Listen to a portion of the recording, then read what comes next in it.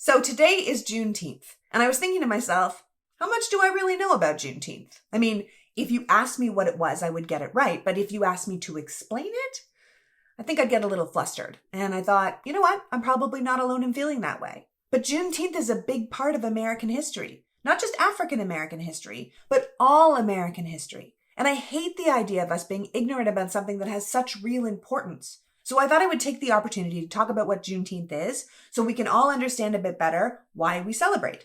So June 19th, or Juneteenth, marks the day in 1865 when the enslaved people in Galveston, Texas, found out that the Civil War was over and they had been freed. But June 19th, 1865 was actually 2.5 years after Abraham Lincoln signed the Emancipation Proclamation. It just took that long for the information to get to the people in Galveston.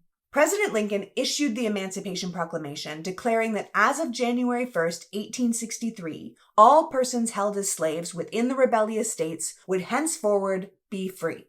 Now, a lot of people think the Emancipation Proclamation ended slavery in America, but it didn't. It left a lot of states out, and it exempted certain parts of the Confederacy, and the entire premise was dependent on the Union winning the Civil War, which at the time, we were still in the middle of. What it did do was give the North a boost, capturing the hearts and imaginations of millions of Americans and fundamentally transforming the character of the Civil War to being about freedom. We have to remember that the Civil War wasn't started to free the slaves. It was started to keep the Union together. But about halfway through it, Lincoln saw the bigger picture and signed the Emancipation Proclamation. Slavery wasn't actually abolished in the United States until 2 years later, with the passage of the 13th Amendment in the Senate in April 1864 and the House on January 31st, 1865.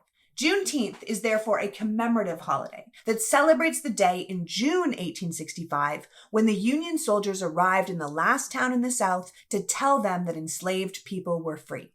Over the years, Juneteenth has been called Freedom Day, Emancipation Day, Black 4th of July, and the Second Independence Day. We have to remember that the 4th of July, 1776, the day that most Americans celebrate our freedom and liberty, didn't include Black Americans because at the time, Black people were still enslaved. So it's understandable that some Black Americans don't see that date as fitting in with their own independence and freedom.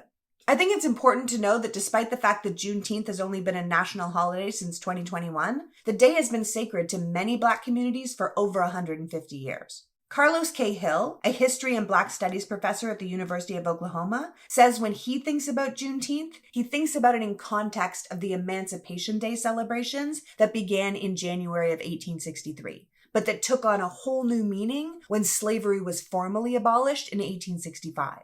Hill talks about the idea of enslaved people being able to celebrate in public. The end of slavery wasn't just about not working for free. It was about being able to go where you wanted to go when you wanted to go.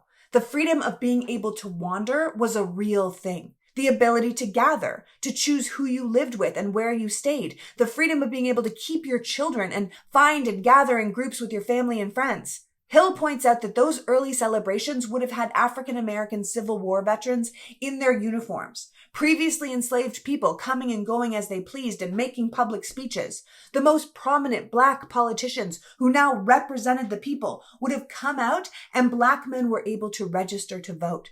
It all would have been a thrilling testament to freedom. But as Hill points out, even though slavery came to an end in 1865, the desire to master and dominate the Black body in America did not. In fact, it's something we are still unable to truly deal with honestly as a country today. Slavery might have come to an end after the Civil War, but there were still a lot of people in this nation who didn't want to see it abolished, who fought tooth and nail against the 13th Amendment, who believed America was a white nation that should be ruled by white people, and their descendants fight for the very same thing today. So while every decade since the end of slavery has found Black people more educated with more wealth and more status in American society, we have never properly dealt with racism or the perpetuation of random acts of violence against Black people in this country. We couldn't even get a federal anti-lynching law until the Biden administration in 2022. And as everyone from Emmett Till to George Floyd shows us, we still have a very long way to go as a country when it comes to racial justice. These are just the kind of realities that are highlighted on Juneteenth and things that we should be thinking about as a culture. We can say slavery was abolished in 1865, but the fact of the matter is we have more Black people in prison today than we had in 1850. And since we don't really pay felons a wage, we actually have more people doing slave labor today than we had at the height of slavery. So the fight for civil rights continue, and historians and professors remind us that Juneteenth is a day that provides people with a sense of encouragement and inspiration to continue that fight for freedom. As this day becomes more popular, as a federal holiday, many people now get it off from work and school. It will allow people to look at our past and hopefully learn more about African American history. Marcia Chatelain, professor of African American history and African American studies at Georgetown University, says the day asks us to consider the incredible legacy of slavery in America. The Smithsonian Museum of African American History and Culture says Juneteenth is about the value of never giving up hope in uncertain times. So knowing all that, you might wonder if there's a right way to celebrate Juneteenth. Is it a solemn day of remembrance or is it a celebration? Do you say Happy Juneteenth or is it just for Black Americans, or can white Americans celebrate the end of slavery too? Like most things, there doesn't seem to be one right way to celebrate Juneteenth. Juneteenth will always be a deeply emotional day for descendants of enslaved people, because for centuries, while they had hoped and prayed and fought for freedom, there were many who believed it would never come. There are Black Americans who have been celebrating this holiday their whole life as a day of freedom that belonged to them. And there are African Americans who grew up further away from Texas who have never had a big Juneteenth celebration. And in the South, the celebration of the end of slavery could vary depending on when emancipation reached each state. There are people who choose to treat Juneteenth as a day of rest and remembrance, while there are others who do community service or take time off. But most people seem to have family and community gatherings like cookouts and barbecues. Dr. Karita Brown, sociology professor at Emory University, whose research focuses on race, says there's no reason to feel awkward about wanting to recognize Juneteenth because you don't have any personal ties or you aren't Black. She says she thinks we should all embrace it, that the story of Juneteenth is a history that belongs to everyone, the good, the bad, and the ugly. The story of emancipation for Black Americans under the Constitution is part of our shared history.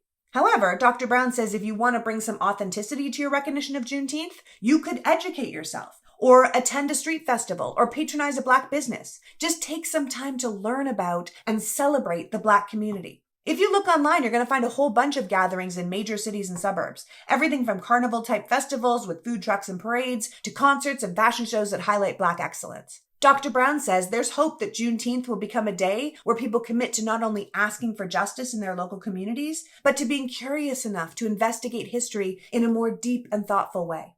At the end of the day, she says Juneteenth is the opportunity to have the full human experience of seeing yourself in and through the eyes of others, even if that is not your particular lived experience. And apparently you can wish people happy Juneteenth, so go ahead and do it. Happy Juneteenth, everyone. Remember, no one is free until we are all free. Have a great day.